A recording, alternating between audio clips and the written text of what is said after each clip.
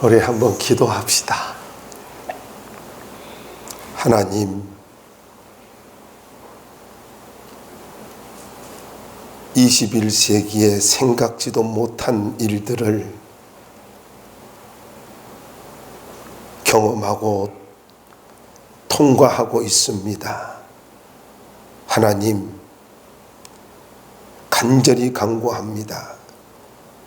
대통령을 비롯하여 모든 위정자들에게 참된 지혜를 주시고 이 나라 이 민족에게 닥친 이 위기를 잘 극복할 수 있도록 도와주시오며, 하나님, 하나님의 진노 속에서도 긍휼을 잊지 아니하시는 하나님께서 이 전염병을 멈추어 주시고, 하나님, 아라우나의 타작마당에서 이제 족하다라고 말씀하신 것처럼 다윗의 번제와 화목제를 받으시고 저주를 멈춰 주신 것처럼 하나님, 우리의 예배를 받아주시고 하나님 크신 은혜를 베풀어 주시옵소서.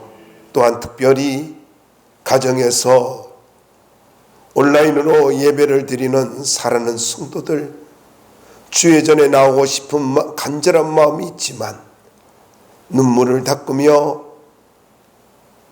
안타까운 마음으로 집에서 예배를 드릴 수밖에 없는 성도들도 우리 성령 하나님께서 이 시간 찾아가 주시고 위로하여 주시고 만나 주시며 선포되어지는 말씀 속에 위로를 받고 격려를 받고 꿈을 갖는 시간이 되도록 도와주시옵소서.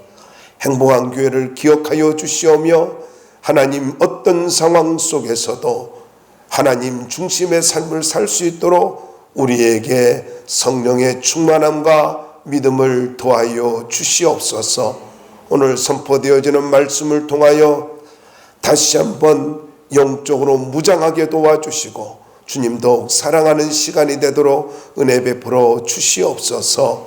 말씀을 주결해야 합니다. 예수님의 이름으로 기도 올렸사옵나이다. 아멘. 너무 우울해하지는 마십시오. 심각하게 생각하지도 마시고요. 이 또한 하나님의 섭리가 있을 거라고 믿으시고 믿음으로 항상 기뻐하라 라는 말씀이 있잖아요. 그렇다고 아무 생각 없이 기뻐하면 좀 문제가 되지만은 이 또한 하나님의 경륜이 있을 거라 믿으시고 믿음으로 모두 반응했으면 참 좋겠습니다. 그리고 또 우리에게 이 여호수아서를 대할 수 있는 그런 은혜를 주신 것도 너무 감사하고요. 자, 오늘 말씀을 통해서 축복의 말씀은 등대와 같습니다 라는 제목으로 함께 은혜 나누기를 원합니다. 여러분, 바다에 가면은 아름다운 등대가 있습니다. 저도 바닷가에 살아서 등대를 많이 보고 또 거기서 수영도 하고 생활을 했습니다만은, 등대는 선박 항해용 일반 등대가 있습니다. 일반 등대와 항공 등대로 구분되어지는데, 일반 등대는 선박 항해용이고요. 그리고 항공 등대는 항공기용 등대입니다. 이 등대는 야간에 강렬한 그 빛을 발사해서 선박이나 항공기의 육지의 소지와 거리 그리고 위험 등을 알리는 역할을 합니다. 등대의 빛을 알아볼 수 있는 최대 거리를 일컬어서 광달거리라고 합니다. 그런데 이 광달거리가 가장 큰 국내에서 가장 큰 이 등대가 있는데 한 세 가지를 이야기한다면은 부산에 있는 5,6도 등대입니다. 그리고 진도에 있는 죽도 등대가 있고요. 울산에 있는 울기 등대가 있습니다. 근데 이 등대들은 빛을 74km나 비춰준다고 합니다. 엄청나죠. 이게 직선거리로 이렇게 이야기를 하면은 아주 이해하기 쉽게 말씀드리면요, 서울 남산타워에서 충남 천안이나 강원도 춘천까지 이 빛을 비춰줄 수 있다라고 합니다.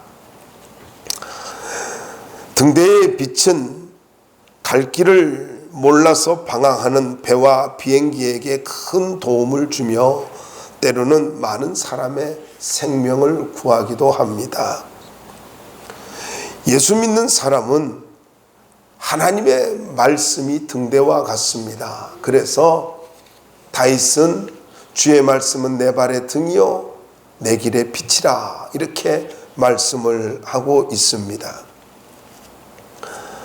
하나님의 말씀은 어떤 면에서 이렇게 정리할 수 있어요. 하나님의 말씀이 뭐냐? 그것은 약속입니다. 우리를 향한 약속이에요. 그리고 하나님의 말씀은 우리에게 능력이기도 합니다. 그래서 말씀을 붙들고 가면은 방황하지 않게 되고 반드시 하나님께서 소망의 항구로 들어가도록 만들어 주십니다. 그 예수 믿는 사람은 어떤 상황 속에서든지 어떤 환경 속에서든지 누구를 만나든지 언제나 말씀에 붙잡혀서 살아가야 된다라는 것입니다. 본문은 여호수아가 관리들에게 모든 백성들에게 양식을 준비하라고 하면서 요단강을 건너갈 것이고 하나님께서 반드시 약속의 땅을 주실 것이다.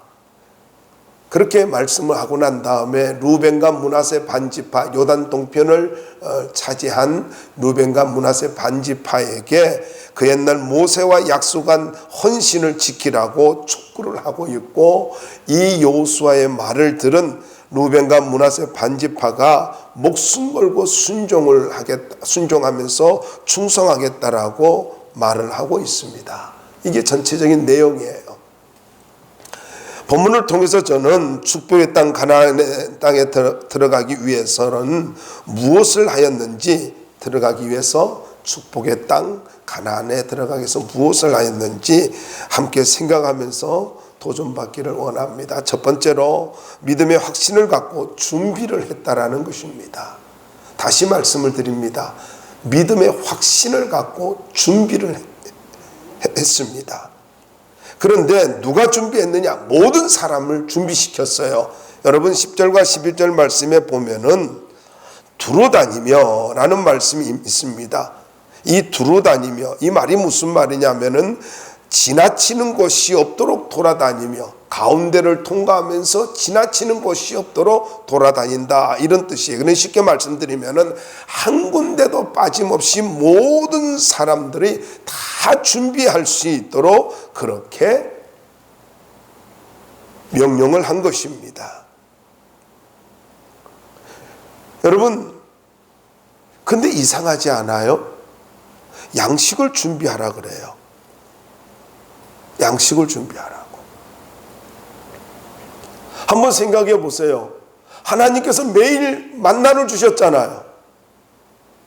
지금도 만나를 먹고 있잖아요.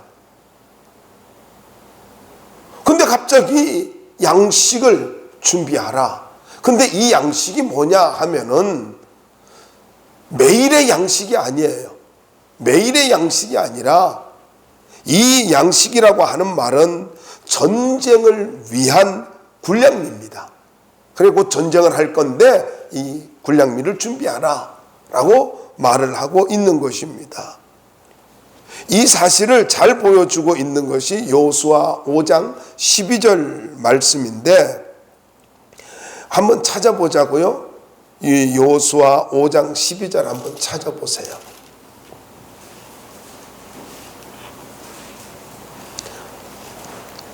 함께 봉독하겠습니다. 여호수아 5장 12절입니다. 시작. 소산물을 먹은 다음 날에 만나가 그쳤으니 이스라엘 사람들이 다시는 만나를 얻지 못하였고 그 해에 가나안 땅에 소출을 먹었더라. 아멘. 자, 여러분, 이 말씀이 무엇을 이야기하고 있느냐 하면은 하나님께서 언제까지고 계속해서 만나를 주시는 것이 아니라는 거예요. 만나라고 하는 것은 광야 생활을 하는 동안에, 다르게 말하면은 가나안 땅에 들어가기 전까지 하나님이 베풀어 주시는 특별 은총이었습니다. 언제까지고 만나를 내려주시는 것이 아니라는 거예요. 특별 은총이라는 거예요. 광야에서 내려주신 하나님의 은혜가 있고 가나안 땅에서 주시는 하나님의 은혜가 따로 있다라는 것입니다. 그래서 가나안의 축복을 위해서는 어떻게 해야 된다는 것입니까? 준비해야 된다는 거예요. 전쟁을 위해서 준비해야 된다. 여러분 한번 생각해 보시기 바랍니다. 전쟁도 사업도 운동도 반드시 준비를 해야 되는 거예요. 양해를 구합니다. 이 뭉찬 아시지 않습니까? 주일날 저녁에 하는 그걸 이렇게 보다 보면은 그 안정환 감독이 작전도 훌륭하지만은 반드시 하는 말이 있어요. 시합을 하기 전에 몸 풀어라. 준비를 하라.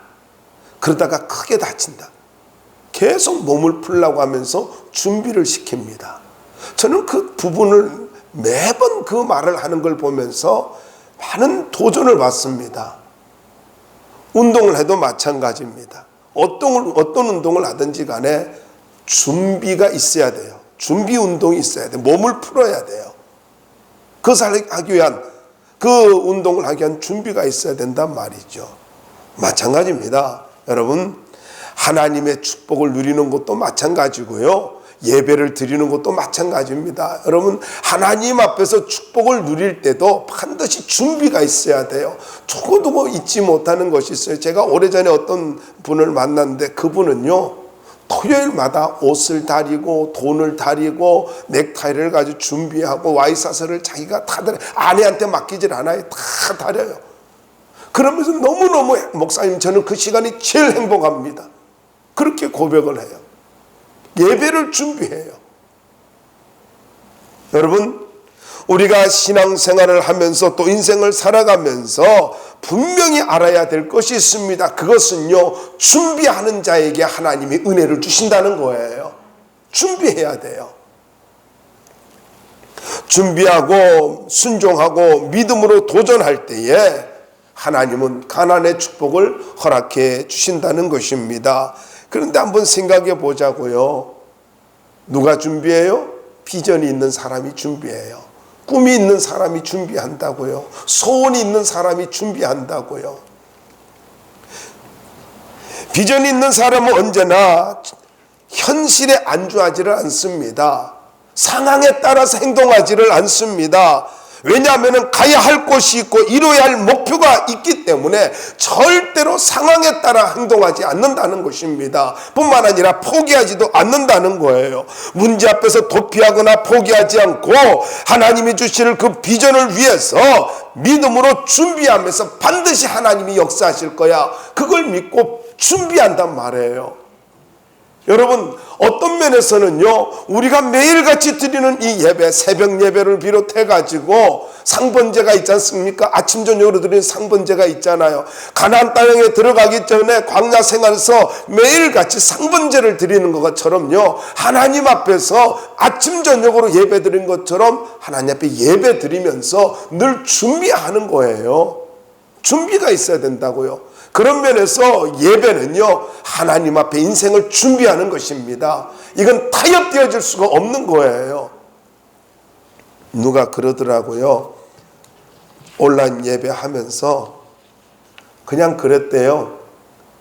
집사님 침대에 누워있지 말고 핸드폰 앞으로 나오세요. 그리고 똑바로 앉아, 방석 깔고 똑바로 앉아서 예배 드리세요. 다리 뻗지 말고 막 그랬대요. 그런데 진짜 그런 사람이 있었대요. 그래가지고 교회 와가지고 목사님 내가 그런 거 어떻게 알았냐고 그러더랍니다. 그리고 그 사람이 그때부터 아주 집에서도요, 와이사스 넥타이 메고 정장하고 딱 앉아가지고 제대로 예배 드렸대요. 그래서 제가 물었어요. 그게 감동이 왔어요? 그랬더니 그냥 했어요. 그러다.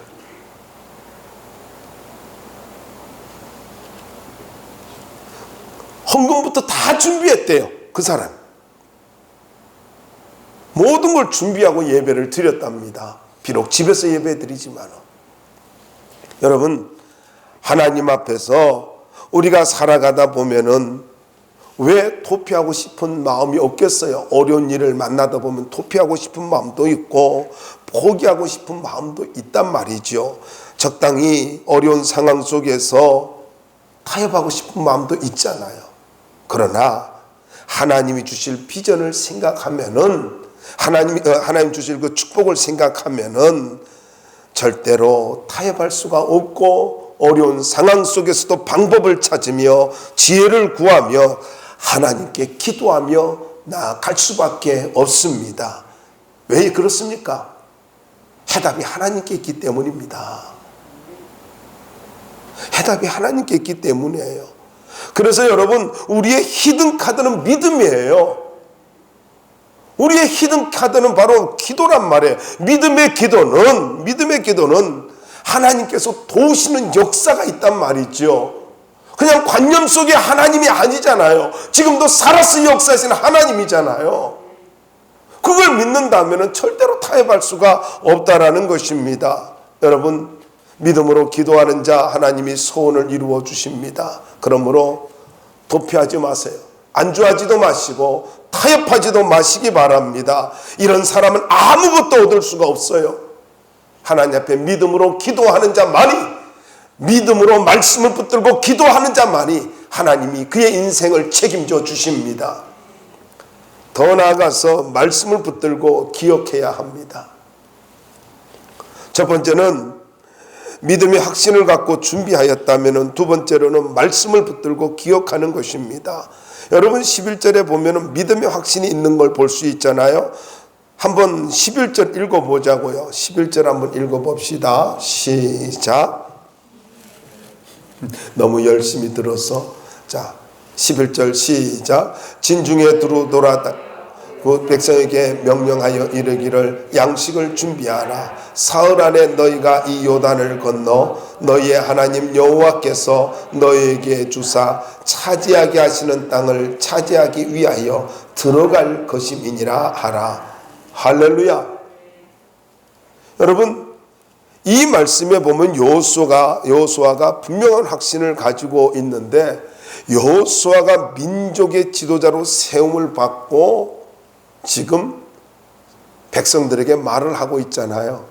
근데 제가 성경을 연구하다가 깜짝 놀랐어요.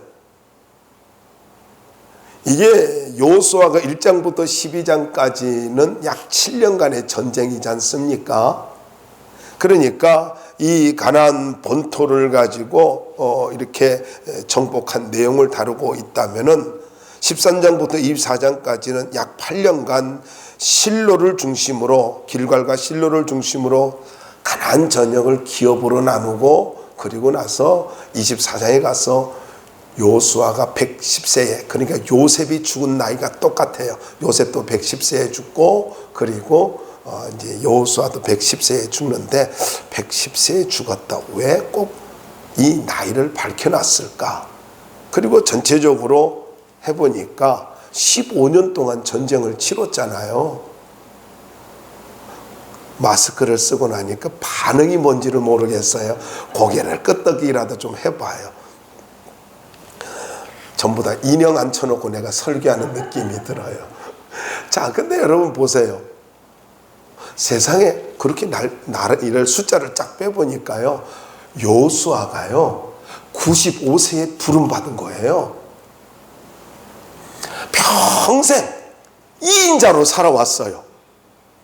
2인자로 살아왔는데 모세가 죽고 난 다음에 120세 모세가 죽고 나서 이제 부름을 받아가지고 민족의 지도자로 딱 세움을 받았는데, 우리가 이걸 좀 이해하려면은요, 갈렙이 뭐라 그래요? 내 나이 85세로 돼 이러지 않습니까? 그걸 생각하면 이게 그 여호수아가 갈렙보다 한 10살 더 많았구나 이런 생각이 들어요.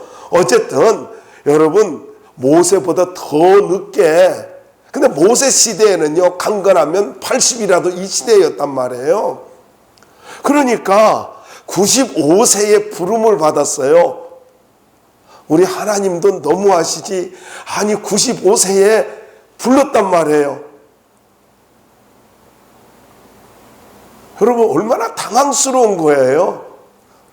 근데 전 또 여기서 희망을 갖습니다. 하나님이 95세라도 부르면요 크게 쓰시는구나.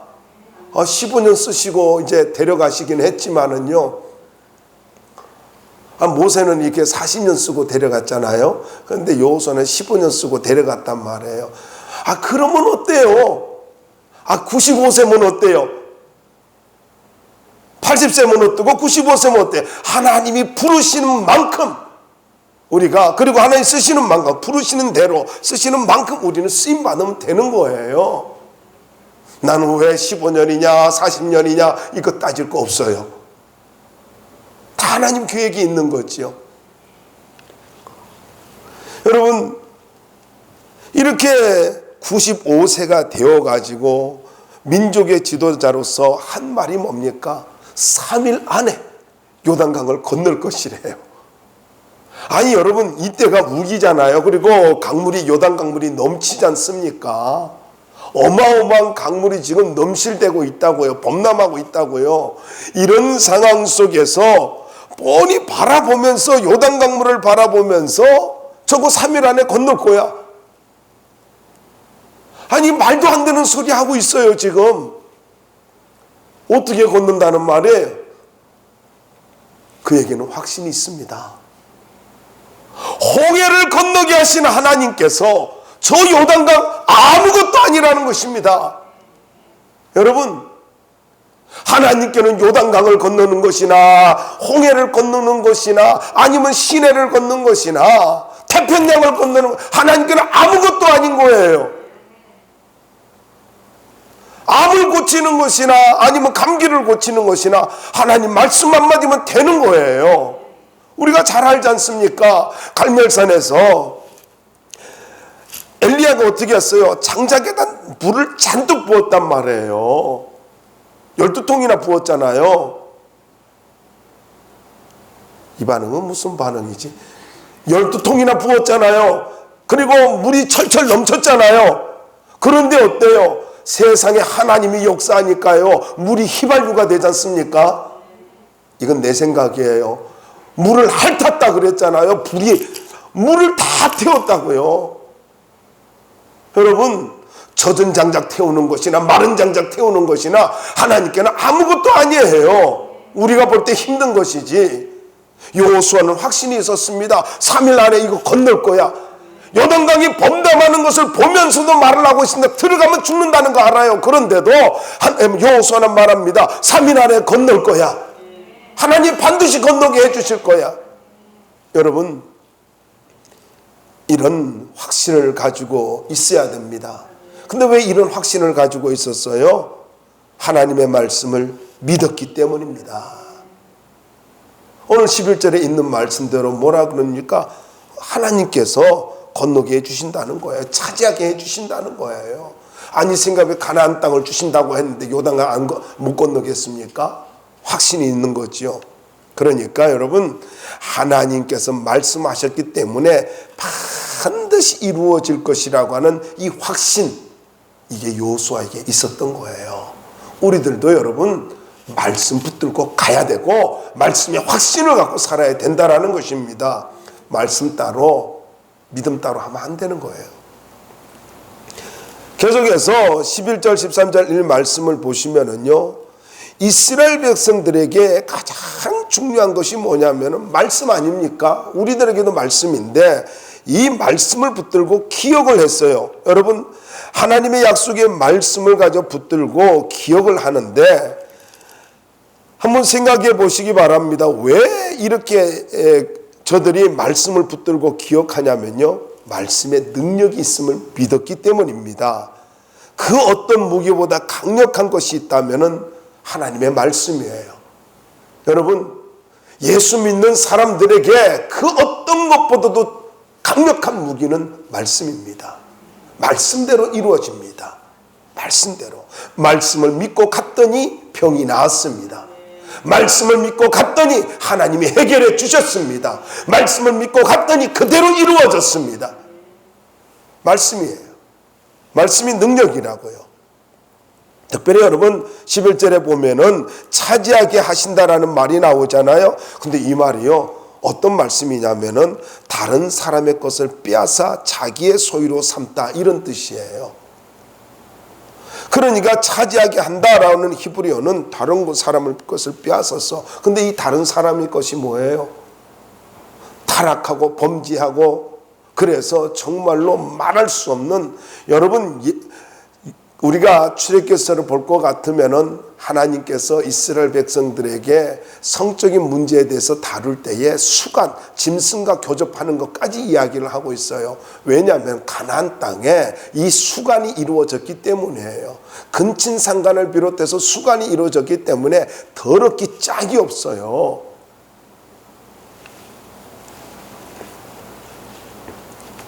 그럼 잘 우리가 생각해야 됩니다. 하나님은요, 범죄하는 자가 축복을 누리는 걸 기뻐하지 않아요. 결국 이것은요, 언약을 가진 자, 하나님의 나라를 위해서 살아야 하는 자에게 하나님이 어떻게 한다고요? 옮겨주신다는 거예요. 가나안의 정복을 이야기하고 있습니다. 그러면서 13절 말씀 보자고요. 거기에 보니까 이런 말씀이 있습니다. 너희는 그 말을 기억하라. 뭐를 기억하라고요? 하나님이 가나안의 축복을 주실 거야. 반드시 가나안의 축복을 주실 거야. 그걸 기억하라는 거예요. 리멤버하라는 거예요. 여러분 잊지 마시기 바랍니다. 신앙은 끊임없이 말씀을 기억하는 거예요. 다시 말씀을 드립니다. 신앙이 뭐냐고요? 하나님의 축복이 뭐냐고요? 끊임없이 하나님의 말씀을 리멤버하는 거예요. 기억하는 거예요. 말씀을 기억하고 사는 거라고요. 타락할 때 말씀 기억나요? 죄질 때 말씀 기억나요? 아니잖아요. 그러나 말씀을 기억하는 순간 믿음으로 살 수밖에 없는 거예요. 이걸 다르게 이야기하면은 말씀을 기억하라는 것은요, 말씀에 묶이는 것을 이야기하고 말씀에 사로잡히는 걸 말하는 것이며 말씀을 붙드는 걸 말하고 있습니다. 여러분에게 강력하게 말씀을 드립니다. 말씀을 붙드십시오. 그리고 말씀으로 하나 되시기 바랍니다.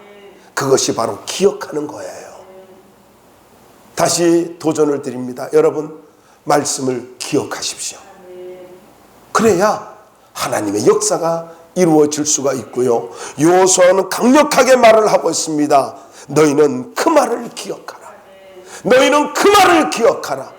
믿음으로 더 도전을 드립니다. 적용하면서 드립니다. 여러분 인생을 살아오면서 어느 순간 감격스러웠고 어느 순간 뜨거웠던 때가 있었을 것입니다. 어느 순간 말씀을 들으면서 여러분이 눈물을 흘리며 기뻐했던 때가 있을 것입니다. 그 시간에 들려주신 하나님의 말씀을 다시 한번 기억하시기 바랍니다. 거기에 회복의 역사가 있을 것입니다. 마지막 세 번째로 12절로부터 18절까지 말씀을 통해서 헌신과 순종과 격려를 해야 된다라는 것입니다. 여러분, 가나안의 축복을 앞에 두고 우리는 어떻게 해야 돼요? 헌신과 순종과 격려가 있어야 된다라는 거예요. 12절 14절 말씀을 보시면은 루벤과 므낫세 반집하는 모세에게 요단 동편 땅을 원했지 않습니까? 하나님의 축복은 가나안 땅이었습니다. 근데 저들은 요단 동편이었어요. 두 지파 반이 하나님께서 주신 그 가나안 땅을 포기하고 요단 동편을 가지고 요구할 때 이걸 모세가 허락을 합니다. 근데 허락을 하는 이유가 뭐냐면은요, 9지파 반은 가나안 땅이 모두 다 땅을 분배하고 우리는 거기서 기업을 받지 않겠다. 대신 그리고 더 나아가서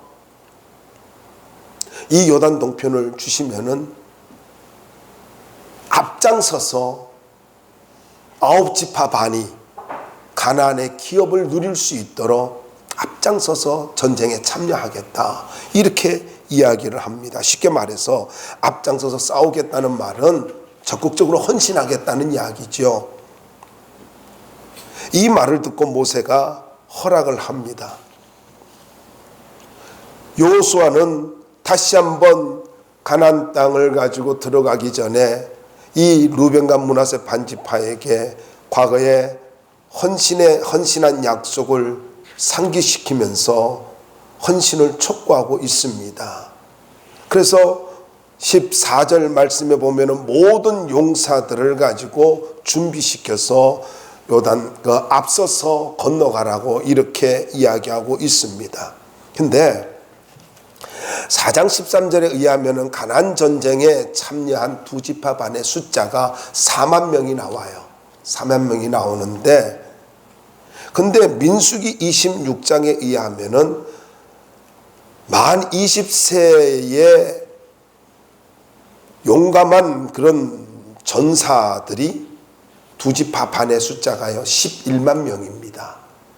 그러니까 4만 명은 앞장서서 참여하고, 그리고 7만 명은 요단 동편에서 가축과 가정과 그 모든 것들을 지키도록 그렇게 허락을 하고 있어요.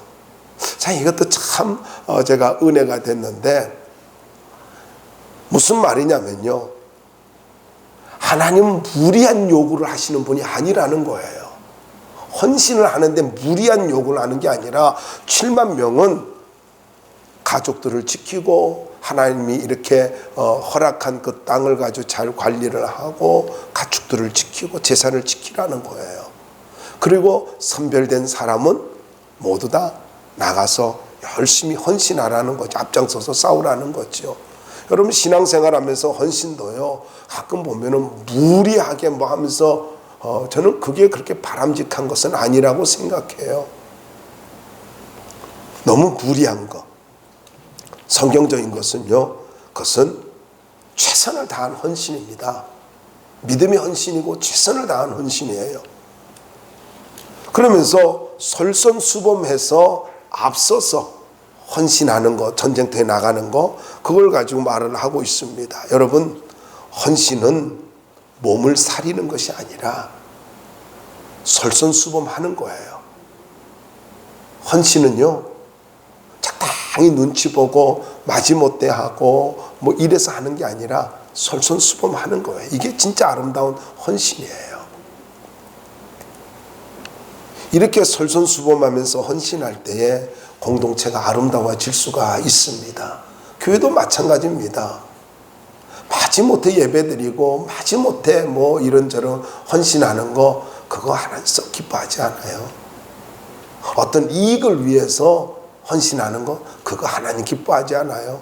하나님이, 여러분 분명히 기억하십시오, 하나님의 저울에 달립니다. 하나님이 다 계산하고 있어요. 내가 계산하지 않아도 하나님이 계산해요. 그러니까 우리는요, 믿음으로 하는 것밖에 없어요. 그런데 16절로부터 18절 말씀을 보면은 적극적으로 순종을 하면서 충성하겠다고 결단을 하고 있습니다. 여러분, 16절 한번 보시면은 이런 말씀이 있어요. 당신이 우리에게 명령하신 것은 우리가 다 행할 것이요, 당신이 우리를 보내시는 곳에는 우리가 가리이다. 근데 히브리 원문에는요, 여기에 모든이라고 하는 말이 2번 나오는데 이게 생략이 됐습니다. 그러니까 쉽게 말씀드리면은요, 그냥 다 행할 것이요 하나 나와 있는데 이거예요. 여호수아가 명령하는 모든 것을 다 순종을 하고, 여호수아가 명령하는 곳은 어디든지 가겠다는 거예요. 다 가겠다는 거예요. 모든 곳을 다 가겠다는 것입니다. 18절 말씀을 보십시오. 그러면서 이렇게 말을 하고, 17절 말씀에 보면은 범사의 모세에게 순종한 것 같이 당신에게 순종하겠다라고 이렇게 말을 하고 있고, 18절에도 누구든지 당신의 명령을 거역하며 당신의 말씀을 순종하지 아니하는 자는 죽임을 당하리니, 한마디로 말해서 목숨 걸고 우리가 옆에서 충성하겠습니다 라고 이렇게 철저하게 여호수아의 편에 서겠다라고 말을 하고 있습니다. 여러분, 95세 된 여호수아가 이 말을 들었을 때 얼마나 기뻤겠어요. 당신의 말을 거역하는 자는 누구든지 우리가 죽여버리겠습니다, 이렇게 하고 있는 거예요. 굉장히 그 힘이 됐겠지요. 그렇다고 해서 막 좋아가지고 뭐 그러지는 않은 것 같아요. 지금 이걸 보면서 여러분, 공동체의 축복은요, 적극적으로 순종하는 사람들에 의해서 이루어집니다. 그래서 교회가 아름다워지려면은요, 이런 적극적으로 순종하는 사람이 있어야 돼요. 뭐 이유되고 변명하고 수동적이고, 그 보면은 꼭 수동적인 사람, 부정적인 사람, 이런 사람은요 공동체 기운을 빼요. 지도자의 기운을 빠지게 합니다. 그리고 축복을 누리지 못하도록 만들고 지체하게 만들어요. 소극적인 사람이나 특별히 교회에서 대접받고자 하는 이런 사람들은요, 교회에서 이 사람들도 다치지 않게 아우르면서 가잖아요. 품어주면서 가지 않습니까? 그런데 이렇게 이해하고 기다려주면서 품어주면서 가다 보면은요, 어쨌든 상처받지 않게 하려고 그렇게 애를 쓰다 보면은 진이 빠져요.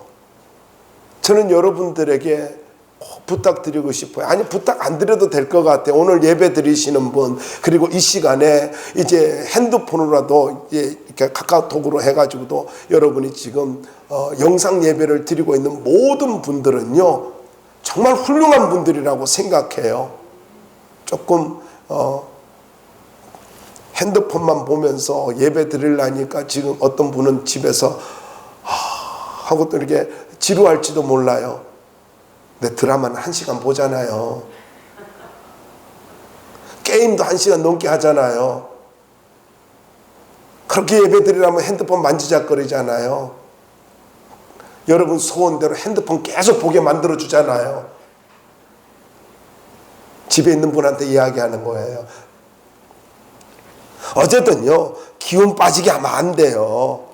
기운 빠지게 하면 안 되고, 적극적으로 순종하면서, 그러면서 충성해야 되는 거예요.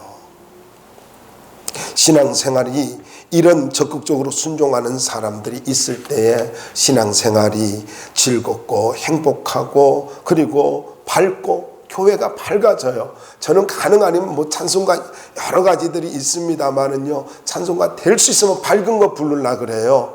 밝은 거 부르려 그러는 게, 새벽에도 그래요. 여러분 새벽에 나와서도 찬송가 볼 때 그렇게 늘어지는 찬송가 불러보세요. 기운도 없는 데다 잠도 덜 깬 데다가 늘어지면 또 자고 싶잖아요. 그래서 밝게 하는 거예요. 그리고 뭐 때로는 천천히 부르는 것도 필요합니다만은 어쨌든 적극적인 건 중요합니다. 예배도 적극적으로 드려야 돼요. 제가 조금 더 말씀을 드리면 그래요. 나라에 이렇게 공무원들 너무 애쓰잖아요. 주일날 저들에게 일요일이지만은요, 그것도 이렇게 확인한다고 또 이렇게 둘씩 짝지어서 왔잖아요. 어떻게 알았는지 몰라요. 이게 둘씩 짝지어 가는 건 성경적인데 이렇게 왔어요. 둘이 짝지어 가지고 왔는데, 또 우리 유남순 권사님은 한 10시쯤에 왔나 봐요. 내가 들어보니까 그렇게 기운이 없어가지고 예배 안 드린대요. 오시겠죠, 목사님이요. 뭐 그렇게 했대요. 연기를 잘하신 것 같아. 어쨌든 훌륭해요. 그런데 난 꼭 만나기를 원했어요. 근데 10분 전에 만났는데 쭉 이야기했죠. 설명을 하니까 장로님이 다 사인하고, 그리고 아주 그분들이 아주 즐겁게 갔어요. 장로님 즐겁게 갔죠? 예, 그래요. 하여간 교회 오면 무조건 즐거워야 돼요. 어떤 모양으로 왔든지 간에 즐거워야 돼요. 교회 분위기도 밝아야 돼요. 여러분 마스크 썼지만 속으로 다 웃고 있기를 바랍니다. 이렇게 예배 드릴 수 있어 감사하고, 또 예배 못 드리는 분은 또 집에서 원어치 핸드폰 보니까 감사하고, 그러니까 감사하시기 바랍니다. 다 감사해요. 어떤 모양으로도 예배 드릴 수 있는 게 감사한 거예요. 마지막에 17절 18절 말씀에 뭐 충성과 격려를 하고 있습니다. 17절 한번 보세요. 거기에 보면은 17절 18절 말씀에 보면은 목숨 걸고 충성하겠다라고 이야기하고 있고, 격려자가 되겠다는 격려자가 되고 있는 걸 볼 수가 있습니다. 참 놀라운 말씀이에요. 여러분 말씀에 보면은 여러분이 17절 어떻게 읽었는지 모르지만은 중하반절을 보세요. 오직 당신의 하나님 여호와께서 모세와 함께 계신 것 같이 당신과 함께 계시기를 원하나이다. 그렇게 말하고 있어요. 얼마나 격려가 돼요. 근데 그 앞부분이요, 제가 웃었어요. 한번 앞부분 읽어볼까요? 한 중반절 17절 시작. 우리는 범사의 모세에게 순종한 것 같이 당신에게 순종하려니와. 할렐루야. 얼마나 은혜가 되는 말이에요. 근데 이거 거짓말이에요. 40년 동안 어떻게 했어요? 그렇게 원망하고 그렇게 불평해서 조금만 불편하고 뭐 어떤 필요가 채워지지 않으면 그렇게 원망하고 불평했잖아요. 결국 모세까지 가나안 땅에 못 들어가게 만들었잖아요. 그런데 뭐라 그래요? 제가 이 말씀 보면서 이런 생각이 들어요. 자기가 잘못한 것은 그렇게 크게 생각하지 않는다는 거. 아니, 다른 사람의 축복까지 잃어버리게 만들어 놓고 뭐라고 말을 하고 있습니까? 모세에게 순종한 것 같이 당신에게 순종하려니와. 근데 그 앞에 뭐라 그래요? 범사에. 이 말을 좀 안 하지. 범사에 그랬대요. 근데 어쨌든 좋아요. 지금이라도 뭐 이렇게 순종하겠다니까 얼마나 감사한 일입니까? 격려하고 있잖아요. 그러면서 멋진 말을 해요. 오직 당신의 하나님 여호와께서 모세와 함께 계시던 것 같이 당신과 함께 계시기를 원하나이다. 여러분, 이와 같은 축복의 말씀이 여러분과 함께 하기를 주의 이름으로 축원합니다. 그리고 18절 말씀 보세요. 거기에 보니까 함께 읽어봅시다. 시작. 누구든지 당신의 명령을 거역하며 당신의 말씀을 순종하지 아니하는 자는 죽임을 당하리니 오직 강하고 담대하소서. 기죽지 말고 우리를 이끌어 주십시오. 이거예요. 여러분, 강하고 담대하라는 말이 무슨 말이라 그랬죠? 지난주에 말씀드렸죠? 손과 발에 힘을 주는 거, 기죽지 말라는 거, 당당하라는 거예요. 얼마나 멋져요. 그럼 이렇게 이야기할 수 있잖아요. 지도자는요, 격려를 먹고 삽니다. 지도자는 아무리 위대한 지도자라 할지라도 격려가 필요하다라는 거예요. 여러분, 우리 서로가 격려하며 하나님 앞에 충성하는 가운데 반드시 하나님의 축복을 누리는, 하나님이 예비한 축복을 누리는 그런 믿음의 주인공들이 될 수 있기를 주의 이름으로 축원합니다. 지금은 교회의 머리가 되시는 예수 그리스도의 무한하신 은혜와 성부 하나님의 만극하신 사랑과 성령 하나님의 감화 감동 교통 충만 내주 역사하심이 오늘 말씀을 듣고 하나님의 말씀을 기억하며 하나님 앞에서 충성된 자로 살겠노라고 결단하고 반드시 가나안의 복을 누리며 살아가는 믿음의 주인공들이 되겠노라고 결단하며 돌아가는 살아가는 모든 성도들 머리머리 위에와 저들의 자녀들 위에와 가정과 직장과 사업장 위에 그리고 우리가 사랑하는 이 나라 이 민족과 행복한 교회 위에 이제로부터 영원토록 주의 능력과 축복으로 함께하여 주시옵길 주님 전에 간절히 축원드리옵나이다. 아멘.